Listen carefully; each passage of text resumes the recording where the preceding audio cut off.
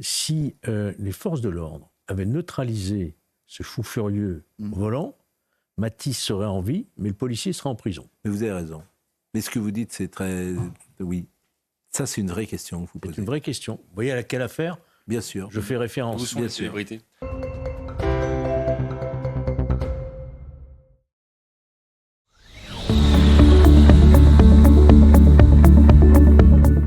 L'Algérie a décidé, et c'était pas comme ça dans les années 80-90, mais elle a changé de stratégie. Aujourd'hui, l'Algérie a décidé que la France était mûre pour une revanche coloniale. Nous les avons colonisés pendant 132 ans, ils veulent désormais nous coloniser et ils font tout pour. Monsieur Tebboune, dans une interview... Ils veulent nous coloniser? Oui, absolument. Là aussi, c'est excessif, ils veulent non? nous coloniser. Comment? C'est excessif quand même, non? Non, je vous pose la question. Si à tout ce que je dis, vous allez me dire je que vous c'est pose excessif. la question. Non, ce n'est pas... Moi, j'appelle un chat un chat.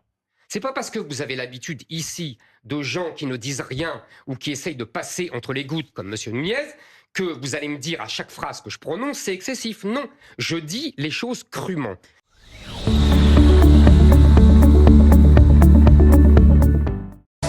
Bonsoir à tous et bonsoir à toutes, bienvenue dans Punchline aujourd'hui sur CNews et sur Europe 1. Nous vivons une époque formidable. L'Union européenne nous impose une nouvelle règle qui va entrer en vigueur à partir du mois de novembre 2026. Les découverts bancaires seront interdits s'ils dépassent 200 €. Chaque client devra faire une demande à sa banque à chaque fois qu'il sera dans le rouge. Et puis tout découvert sera considéré comme un crédit à la consommation avec les taux d'intérêt qui vont avec.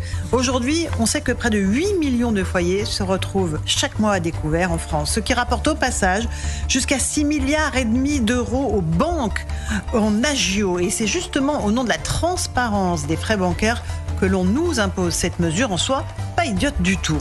Mais ce qui est ubuesque, c'est que cela arrive dans un pays qui vit lesté d'un endettement maximum avec un découvert, écoutez bien, de plus de 3 300 milliards d'euros, qui emprunte chaque année à sa banque et donc à ses créanciers de plus en plus cher des sommes colossales pour rembourser les intérêts de la dette et qui chaque jour nous invente une nouvelle taxe, un nouvel impôt à dégainer pour ponctionner les revenus de ses concitoyens. C'est vraiment l'hôpital qui se fiche de la charité.